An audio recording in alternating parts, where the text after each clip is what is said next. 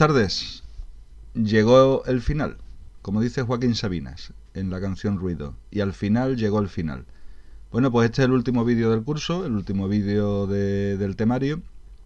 ¿Quién nos lo iba a decir, no? Allá por el mes de septiembre, ¿no? Cuando empezamos, creo recordar que con el primero de los vídeos que era sobre el texto descriptivo, sobre la descripción, ¿quién nos iba a decir que íbamos a ser capaces de estar a las alturas del mes de junio, terminando nuestro curso de secundaria de adultos? Espero que con éxito, espero que con un resultado satisfactorio, contentos del trabajo realizado, del esfuerzo realizado. Las cosas, si cuestan trabajo, se disfrutan mucho más. Y bueno, pues aquí estamos con un vídeo sobre cuestiones literarias. Me encanta, ¿no?, poder terminar el curso precisamente hablando de literatura, ¿no? Y además con un vídeo que es como un resumen literario del año, porque llevamos todo el año, todo el curso, hemos dedicado pues en cada módulo un par de vídeos o dos vídeos, ¿no?, a hablar de literatura, y en todos ellos hemos estado viendo un poco pues cómo se desarrolla la literatura en nuestra lengua, distintos autores, etcétera, pero nunca hemos insistido en el papel de la mujer en la literatura española. ¿Por qué? Pues porque, por desgracia, bueno, porque es así, porque las sociedades humanas son así, la mujer ha tenido un papel fundamental en las letras literarias, pero secundario hasta tiempos muy recientes. De lo que se trata ahora es de ver precisamente cómo ha ido evolucionando ese papel de la mujer en las letras, cómo poco a poco la mujer se ha ido empoderando, que se dice ahora, y ha ido ganando protagonismo en el panorama literario a lo largo de los siglos. Para hacer ese recorrido yo he querido organizarlo en tres periodos, en los tres grandes periodos que hemos visto este año. El periodo que conocíamos como del Renacimiento y Barroco, recordad, del siglo XVI y XVII, la Edad Media lo dejamos un poco ahí al lado. Después la llegada de la modernidad en el siglo XVIII y XIX, y por último la época más actual, más contemporánea, pues durante los siglos XX y XXI. Esos serían los tres grandes periodos históricos en los que quiero centrarme: el siglo XVI y XVII, que corresponden, recordad, a la literatura renacentista y barroca, el XVIII y XIX, y el siglo XX y XXI en el que estamos. En este discurrir literario, la mujer ha tenido un papel diferente, ¿no?, en cada una de esas etapas. Si nos vamos al primero de ellos, a los siglos XVI y XVII, a la época renacentista y barroca, fijaos, la idea que yo os destaco aquí es la idea de la mujer como objeto. ¿Por qué la mujer como objeto? Bueno, la mujer como objeto porque la mujer no es escritora en esta época todavía. Hay muy pocas mujeres escritoras, se cuentan con los dedos de la mano. Pero la mujer es una referencia fundamental en los textos literarios. Es una mujer que es personaje en las obras literarias, pero que es un personaje que sirve como excusa para que el hombre, que es el verdadero protagonista, muestre sus sentimientos. Fijaos lo que os indico aquí. Os digo que en esta época la mujer funciona como un objeto que destruye o salva al hombre, que es el verdadero protagonista de los textos literarios.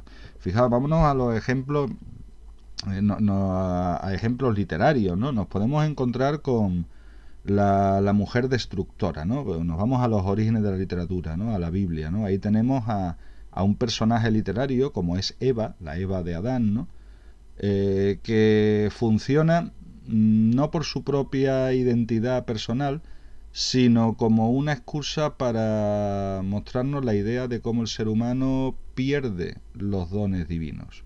Es la culpable de la expulsión del paraíso del ser humano. Es una mujer que destruye al hombre.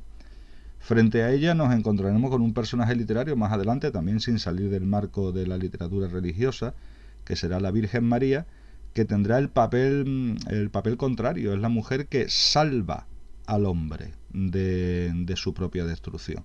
Por tanto, tenemos una mujer que destruye, Eva, o una mujer que salva, ¿no?, que es la Virgen María. Lo mismo lo podemos encontrar en la literatura profana. Si nos vamos a la literatura griega antigua, nos encontraremos como una mujer como Helena de Troya.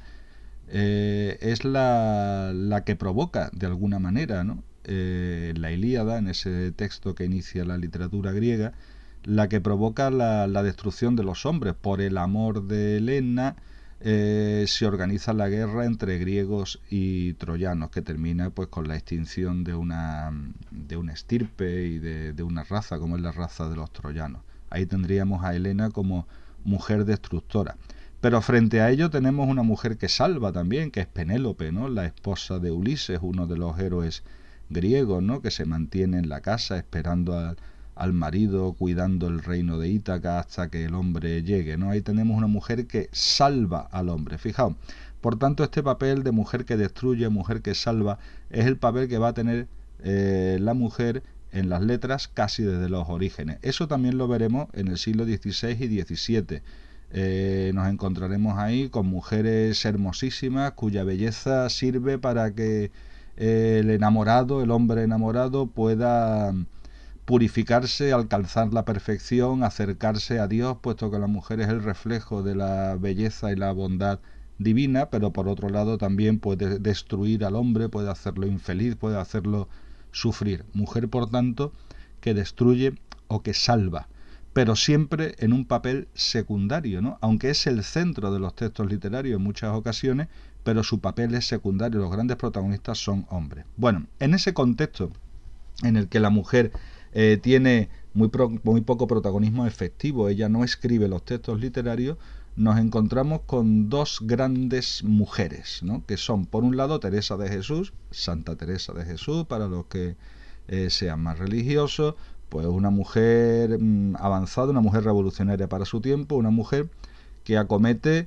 una función fundamental, que es renovar una orden religiosa en un mundo tremendamente masculino, ¿no? Como es el mundo de la religiosidad y del cristianismo, ¿no? Un mundo dominado por los hombres. Bueno, pues Teresa de Jesús acomete ahí el trabajo de reformar la orden de los carmelitas descalzos y utilizará la literatura pues para explicar todo ese proceso, esa necesidad de reforma y para analizar, como os digo aquí, su experiencia religiosa. Pero yo os digo, el caso de Teresa de Jesús es un caso aislado, porque es prácticamente la única mujer, ¿no?, que toma la pluma y el papel para explicar esa experiencia religiosa, igual que lo hacían los hombres, igual que lo hacía Juan de la Cruz, o que lo hacía Fray Luis de León, o tantos otros pensadores y religiosos de la época. En el terreno de la literatura profana, también en el siglo XVI y XVII, en la época del Barroco, del Renacimiento y del Barroco, nos encontramos a otra mujer como es María de Zayas, que es una escritora de novelas, en la que es muy habitual encontrar en sus textos la denuncia de las limitaciones de la mujer en su época, ¿no? Unas limitaciones de una mujer que apenas sabe leer, que apenas sabe escribir, que no tiene acceso a la educación, que su papel está siempre subordinado al del hombre. Bueno, pues María de Zayas denuncia esa situación. Estas dos mujeres que os he indicado en este periodo del Renacimiento y el Barroco, quiero que las entendáis como casos extraños, como verdaderas heroínas, ¿no? Heroínas revolucionarias, porque en un mundo tremendamente masculino en el que la mujer es un puro objeto, ellas son capaces de destacar. La cosa empieza a cambiar un poco en el periodo siguiente. Ahí aparece un nuevo papel de la mujer, que es el de la mujer como lectora. ¿Por qué empieza a cambiar? Bueno, lo primero que cambia es que va llegando al poder en la sociedad occidental una nueva clase social, que es la clase burguesa. Es decir, estas personas que viven en las ciudades, que se dedican al comercio, a las finanzas, a la artesanía, a la industria un poco más adelante, ¿no? Y que proceden del pueblo llano, pero gracias al dinero y al enriquecimiento, pues ascienden de clase social, ascienden su prestigio social. En el mundo burgués, en la clase burguesa, empieza a verse como una deshonra que la mujer burguesa trabaje. Es decir, se queda sin esa función de trabajadora familiar que tenía en el periodo anterior. Ya no tiene que lavar la ropa, no tiene que cuidar a los hijos, puesto que al subir de clase social, pues podrá contratar a otras personas que se ocupen de las tareas domésticas, de la educación de los hijos, etcétera. Eso genera que haya un importante número de mujeres con mucho tiempo libre y emplearán ese tiempo libre en la educación. La mujer empieza a ser educada, sobre todo la mujer de clase media y clase alta. Empieza a tener acceso a la lectura, empieza a leer. Aparece esa mujer lectora. Esa mujer lectora que consume muchos textos literarios y que por tanto determina que aparezcan géneros y temas literarios que a ellas les gusten, que ellas demandan. Muchos escritores masculinos, escritores hombres, empezarán a componer novelas pensando en que su público lector ya no son hombres, como sucedía antes, sino que son mujeres que están ejerciendo la tarea de lector. Por tanto, determina géneros y temas literarios, pero todavía no los produce, todavía no aparece, no es habitual ver a mujeres escritoras. Otra de las cuestiones que nos encontramos en este periodo es precisamente la reflexión sobre cuál es el papel de la mujer en la sociedad. Muchos escritores masculinos empiezan a encontrarse con lo que para ellos es un problema, y es que esta mujer, que antes era un ser subsidiario dependiente del hombre, pues ahora mismo va demandando un mayor peso en la sociedad, una mayor importancia, y se plantea el problema de qué hacer con las mujeres. ¿Se deben educar? ¿No se deben educar? ¿Deben aprender a leer y a escribir? ¿Deben tener una opinión a la hora de casarse o no? Bueno, pues todo el papel, toda la reflexión sobre el papel de la mujer en la sociedad, que ella poco a poco va a ir ganando, será otra de las cuestiones fundamentales de este periodo. Aparece, por tanto, la mujer lectora, pero ojo, esta mujer lectora no es toda la mujer, es la mujer de clase media y la clase alta. En la literatura española, en este panorama de los siglos XVIII y XIX, de nuevo nos encontramos con dos figuras, con dos mujeres, Rosalía de Castro y Emilia Pardo Bazán, que son de nuevo dos heroínas, porque aunque la mujer empieza a tener mayor relación con la literatura, sigue sin ser productora de textos literarios. Y en este panorama aparece pues una poeta gallega, que es Rosalía de Castro, que empieza a componer unos poemas en los que se centra en su propia intimidad, en la expresión de la visión íntima de la vida desde ese punto de vista femenino que no conocíamos hasta este momento. Eso es la gran aportación de Rosalía de Castro. Por otro lado, Emilia Pardo Bazán, que es una novelista del realismo, lo que va a intentar hacer en sus obras es intentar explicar el funcionamiento de la sociedad y de los problemas de la sociedad contemporánea, de la sociedad de la segunda mitad del siglo XIX, igual que lo estaban haciendo los hombres de esa época, ¿no? Pero dándole un mayor peso al papel de la mujer o a la función de la mujer, ¿no? Ese sería el segundo periodo. Y el tercer periodo ya nos situamos en época actual, en época contemporánea, sería el que corresponde a los siglos XX y XXI. Aquí la gran novedad que tenemos es que ya aparece la mujer como escritora. Hasta este periodo la mujer había sido o un objeto para que los hombres escribiesen sobre ella y la utilizasen como símbolo de destrucción o de salvación, lo que habíamos visto en el Renacimiento y Barroco. La habíamos visto la mujer como consumidora de textos literarios y determinando por tanto temas y géneros, pero sin ser todavía partícipe activa de ese negocio literario, y ahora por primera vez empieza a aparecer una enorme cantidad de mujeres que quieren ganarse el derecho también de escribir ellas los propios textos literarios. Ese es el papel de la mujer como escritora, una mujer que busca una voz, un espacio propio y, como os digo aquí, que desea competir en pie de igualdad pues con los hombres escritores, ¿no? Sigue siendo minoritario durante el siglo XX el número de mujeres escritoras, pero sí, todo es mucho más amplio que el que ha sido en periodos anteriores. En este siglo XX y XXI, yo os he puesto aquí que hay como dos momentos distintos. Uno es en España, claro, hasta la Guerra Civil del año 1936 y 1939, y otro después de la Guerra Civil. Hasta ese periodo, hasta la Guerra Civil, ahí deberíamos destacar a un grupo de mujeres a las que se les ha dado el nombre de las sin sombrero. Se les llama las sin sombrero porque en un acto de reivindicación ellas decidieron en algún momento salir a la calle, participar en actos públicos sin llevar cubierta la cabeza, es decir, con el pelo al aire, no con la melena suelta, pero al menos sin llegar el sombrero, es decir, rompiendo pues esa norma de recato un poco anticuada ya, ¿no? Pero todavía en ejercicio, que en los años 30 suponía que la mujer tenía que ir cubierta por la calle. Por eso se le llama las sin sombrero. Esas mujeres son contemporáneas de lo que nosotros hemos estudiado como grupo del 27. Cuando estudiamos el grupo del 27 nos centramos siempre en los poetas, los grandes poetas, Federico García Lorca, Luis Cernuda, Rafael Alberti, Pedro Salinas, Jorge Guillén, etcétera, ¿no? los hemos nombrado en el tema de literatura anterior, ¿no?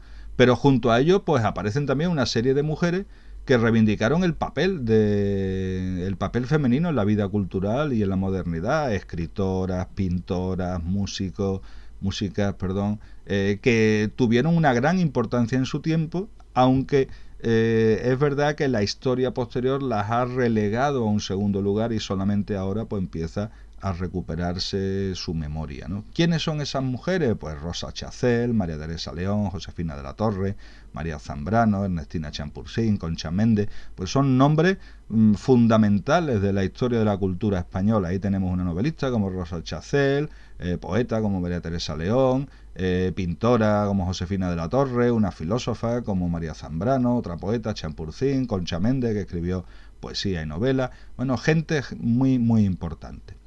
El problema está en que con la guerra civil se rompe esa evolución sociológica que se estaba produciendo en España hacia una mayor igualdad entre hombres y mujeres.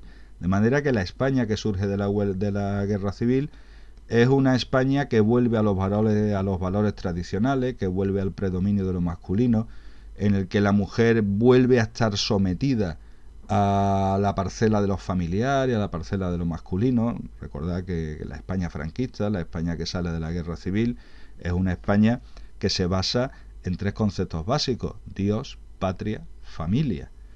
Es decir, la religión, el nacionalismo español y la familia como núcleo de nuestra sociedad. En el mundo de los religiosos, del cristianismo, la mujer tiene un papel subalterno, importante pero subalterno, y en la familia la mujer es considerada como el centro de la vida familiar, pero porque es el pilar sobre el que descansa esa unidad familiar, es la que se ocupa de la educación, del cuidado de la familia, del cuidado de la casa, etcétera. De alguna manera se produce una vuelta atrás, o al menos una interrupción de esa evolución. Bueno, pues en ese panorama de después de la guerra civil, en ese panorama de la posguerra, en el que parece que los valores se detiene la evolución del papel de la mujer, nos encontramos con una serie de escritoras que rompen ese clima y que reivindican su función en el panorama literario. Mujeres como Gloria Fuertes, como Carmen Laforet, Carmen Martín Gaite o Ana María Matute son escritoras que en los años 40 y 50 adquieren gran protagonismo, se convierten en éxito de ventas en algún caso, son mujeres muy respetadas en el panorama literario de su tiempo. Esas mujeres recogen de alguna forma el camino que habían iniciado las sin sombrero de los años 30, ¿no?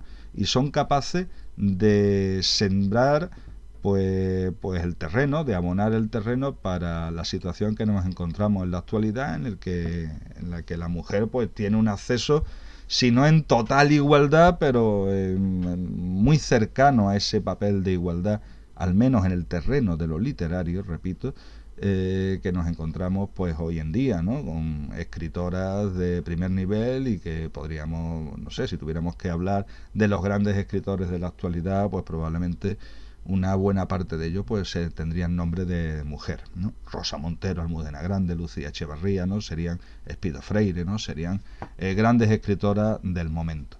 Después de la guerra civil, por tanto, nos vamos a encontrar esas mujeres que intentan participar en pie de igualdad en el panorama literario y que lo acaban consiguiendo, más o menos con dificultad, pero lo acaban consiguiendo, y que van a introducir en las letras pues una perspectiva femenina que hasta ahora pues solamente de manera puntual había aparecido pues con Rosalía de Castro, con Teresa de Jesús o con Emilia Pardo Bazán o María de Zayas. Y esto es un poco la evolución. Mi idea fundamental es que comprendáis cómo la mujer ha pasado de ser un simple objeto, aunque sea un objeto adorable, aunque fuera un objeto de adoración, como sucedía en el Renacimiento, a una mujer que tiene una voz propia y que es capaz de ejercerla escribiendo ella los textos literarios, ¿no? Sería esa evolución que va desde una desigualdad estructural que teníamos en el Renacimiento y el Barroco hasta una igualdad aparente en la actualidad, aunque reconociendo que todavía hoy la mujer, para ser considerada en el mundo de las letras en pie de igualdad con los hombres, pues a veces tiene que ser mejor que los hombres, ¿no?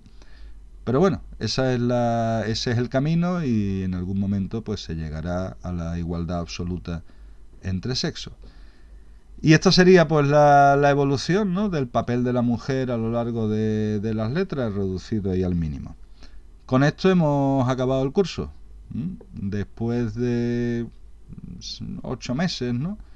7 8 meses, y de casi 28 vídeos, ¿no? Que 28 vídeos creo que han sido, pues hemos llegado al último, y que no creí que fuéramos a llegar, no creí que fuera capaz de hacer un vídeo por cada uno de los temas, ni mucho menos, ¿no? Pero bueno, al final con esfuerzo lo hemos conseguido. Espero que os hayan servido, y sobre todo, ¿no?, que tengáis éxito al final en las pruebas finales, y que obtengáis el título, y que podáis seguir vuestro camino de formación, si lo deseáis, o de vuestro camino laboral, y que en definitiva la vida os sonría. Y por tanto, ya solo queda despedirse. Nos vemos en otros momentos, si es necesario. Buenas noches y buena suerte.